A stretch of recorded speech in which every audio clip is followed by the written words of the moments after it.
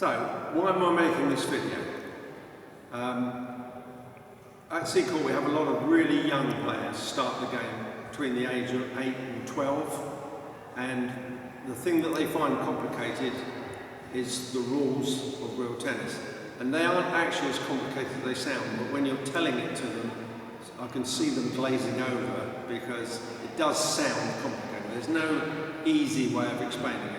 So quite recently, one of the mums, after my first lesson with her son, said, could you please just give me a link to a video that just shows all these markings and what they mean, etc. And of course I realised that there wasn't one. So I decided that I'm going to make one. So it's basically aimed just at juniors. All you adult real tennis players, forgive me for it sounding too simple. As with any sport, you can't play the sport until you know the rules. You can't play football if you don't know the rules. You pick the ball up in your hands. So it's very important to learn the rules. You can't avoid learning the rules. And the other good thing is that the youngsters, once they've got a basic understanding of the rules, then they can start playing games, start playing matches. And that's when they start getting really enthusiastic because they're always competitive. So it's all well and good just practicing hitting the ball over the net, but what they really want to do is have a match. And you can't do that until you learn the rules. Okay? So that's the main reason why I'm making this video, just to explain chases in a way that they can go home and have a look at it and get good at it. Okay, so all of these markings refer to chases. Okay? So what is a chase? This is where they start to glaze over. Okay? In lawn tennis, if a ball bounces twice in your part of the court, then it's the opponent's point. In real tennis, if it bounces twice in your part of the court, it's nobody's point, and you just mark where the second bounce was, and that's a chase. And you play that point again at the end of the game. So it's very important to know how to mark a chase. And you mark a chase by looking at where the second bounce is in your court. At the service end, it can be anywhere, and at the receiving end, it has to be anywhere from the white line to the net.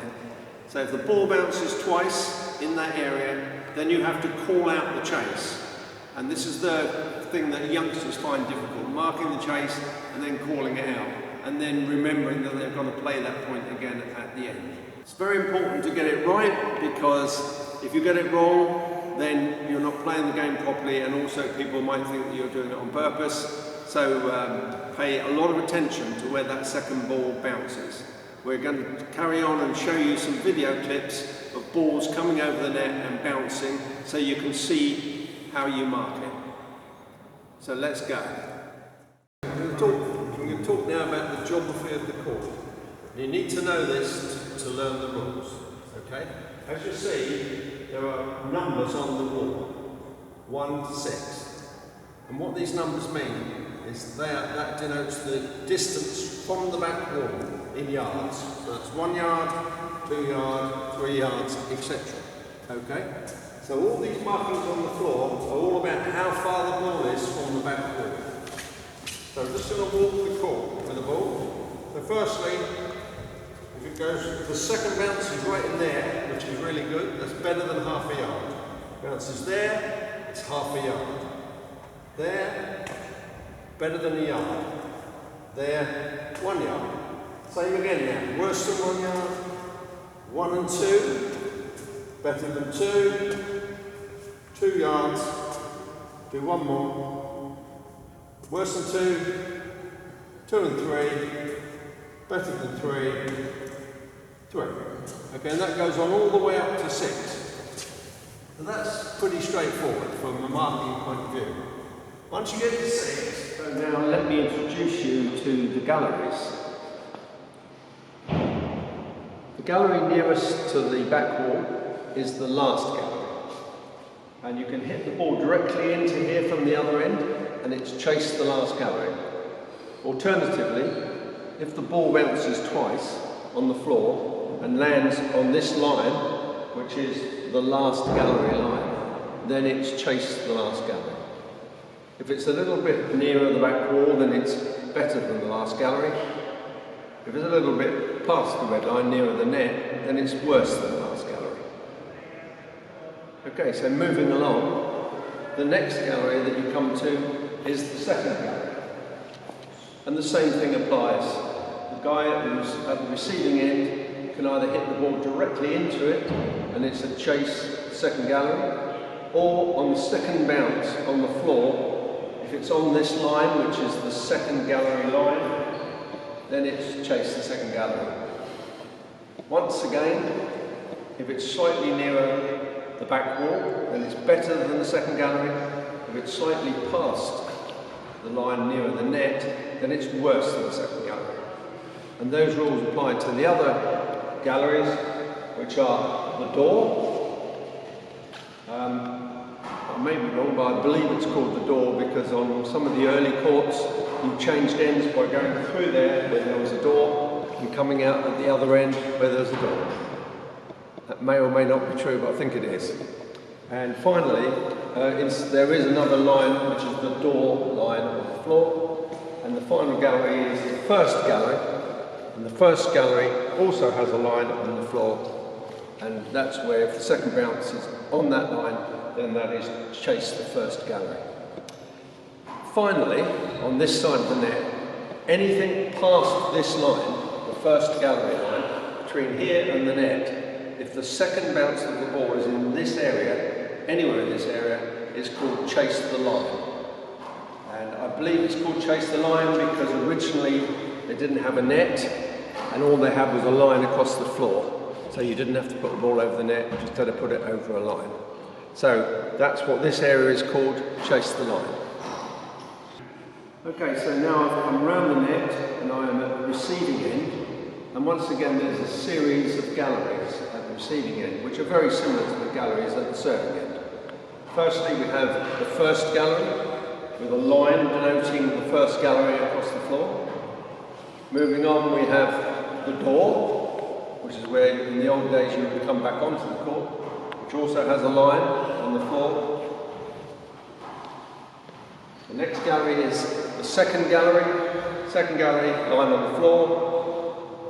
Very similar to the galleries at the other end, except for this final gallery. This gallery is not called the last gallery, this gallery is called the winning gallery. It's called the winning gallery because it's one of the winning openings. So if a ball ever goes in there, then it's the other guy's point. If he hits it in there, he's got a point. And they have a bell in it, which is just to denote that the ball has gone in that gallery. Okay, so if you're at the serving end, that's something you aim at.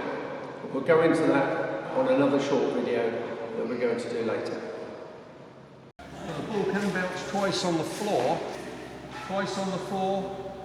and that one was chase worse than 2 yards. And again, one more. And that was chase better than a yard. Good chase.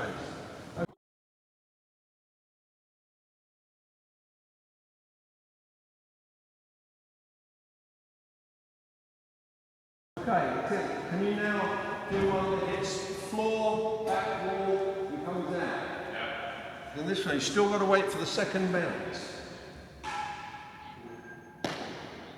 Oh, better than half a yard. Second bounce. Let's have one off the back wall. That's good. Second bounce was worse than 3. And again, that was good. Second bounce, 3 yards.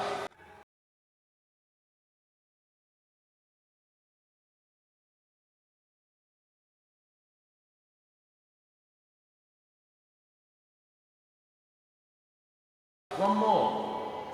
So you know you're only marking where the ball bounces on the second time. So that's 3, just over 3. Right on. Now can we have one on the roof, direct? That's a good one. Second bounce. Second bounce is 3 and 4.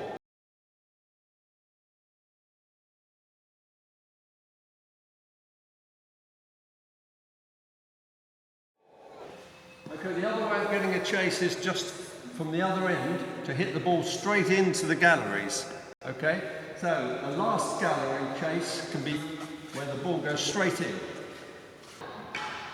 Okay, so that's last gallery. Now second gallery. Straight in the second gallery. That's good. Now the door. That was first gallery. That was the door. One more in first gallery, just for the record. That's good. So if the opponent hits the ball straight into there, you don't have to worry about bounces on the floor at all. That's immediately a chase.